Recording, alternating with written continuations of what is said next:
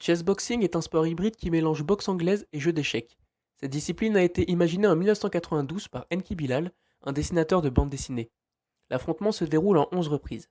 Les adversaires alternent des séquences de 4 minutes autour d'un échiquier et des rounds de 3 minutes de boxe.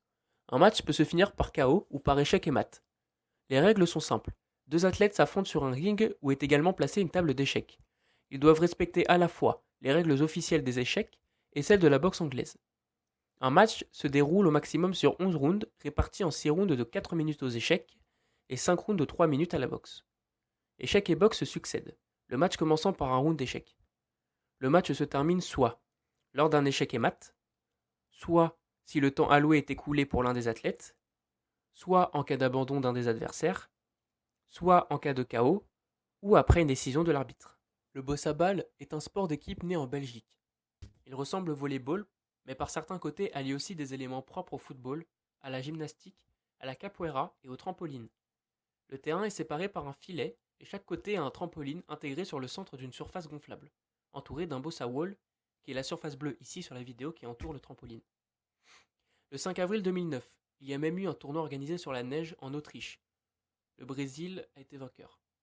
Le boss à ball se joue par équipe de 4 ou 5 sur une surface gonflable équipée d'un trampoline. Il s'agit de placer la balle hors de portée des adversaires, mais dans les limites du terrain. Chaque équipe dispose de 5 touches pour y arriver. Lorsque la balle est jouée avec les pieds, le double contact est autorisé. Un point marqué avec les pieds vaut plus que s'il est marqué avec une technique de main. Il y a aussi un bonus si la balle touche le trampoline du camp adverse. Le sepak takraw est un sport d'équipe proche du volleyball qui se pratique essentiellement dans les pays d'Asie du Sud-Est, où il est très populaire, notamment en Indonésie, en Malaisie, au Laos et en Thaïlande. Dans ce dernier pays, il est considéré comme sport national à l'égal de la boxe Muay Thai. Il est souvent désigné par le seul terme takraw lorsqu'il s'agit plutôt d'un divertissement. Au Laos, il est plus connu sous le nom de katao. En Europe, il est parfois appelé kick-volleyball. Ce sport se pratique avec une balle traditionnellement en rotin tressé, faisant environ 15 cm de diamètre et pesant 200 grammes, sur un terrain de 13,40 m sur 6,10 m, séparés en deux camps par un filet disposé à 1,55 m de hauteur. Par contre, aujourd'hui, plusieurs ligues ont été formées et des balles de différentes couleurs, grosseurs et poids existent. 3 joueurs par équipe parcourent l'étendue de leur camp ou même évoluent à l'extérieur des limites pour attraper une balle venant de leur équipe. Ils peuvent se faire 3 passes entre eux ou à eux-mêmes, avant de renvoyer la balle dans le camp adverse par-dessus le filet. Pour cela, ils doivent utiliser principalement leurs pieds, mais aussi les genoux, les épaules ou la tête, à l'exception des bras ou des mains.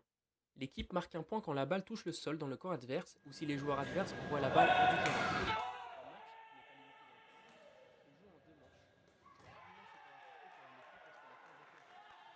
En cas d'égalité, la troisième manche dénommée tie-break est disputée et remportée par l'équipe qui gagne les 3 points de plus. L'équipe comporte 3 joueurs. 2 joueurs de champ, appelés kiri, qui signifie point gauche, et appelés kono, qui signifie point droit. Et un seul joueur de centre, qui signifie de center, dénommé kempo.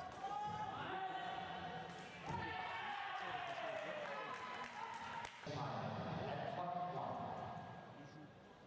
Il se joue avec tous les membres, à l'exception des bras.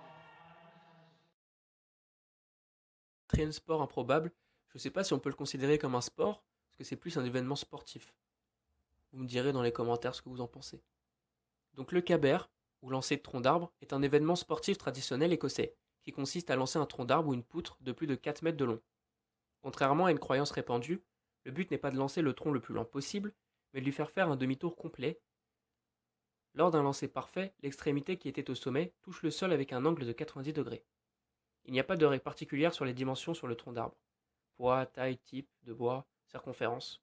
En fait, le tronc utilisé dans les compétitions varie dans ses caractéristiques à chaque événement.